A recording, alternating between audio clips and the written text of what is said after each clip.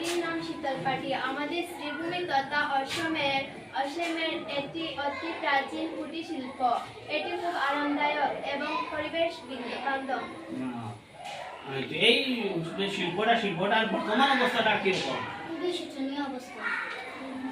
এই শোচনীয় অবস্থা হওয়ার কারণটা কি? মুক্তবেতর অভাব, কম দামি প্লাস্টিকের পাটি, চলাচলি মার্কেটিংয়ের অভাব ইত্যাদি। এই অবস্থার উন্নতি কিভাবে করা যায়? এই শিল্পের উন্নতি কিভাবে করা যায় তোমার মনে হয়? সরকার যদি প্রতিজন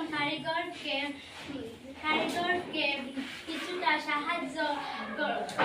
সাহায্য প্রদান করে এবং মার্কেটিং সুব্যবস্থা করে এবং দূর দূরান্তে রপ্তানির ব্যবস্থা করে, তবে শিল্পটি বাঁচিয়ে রাখা যাবে বলে আমার মনে হয়।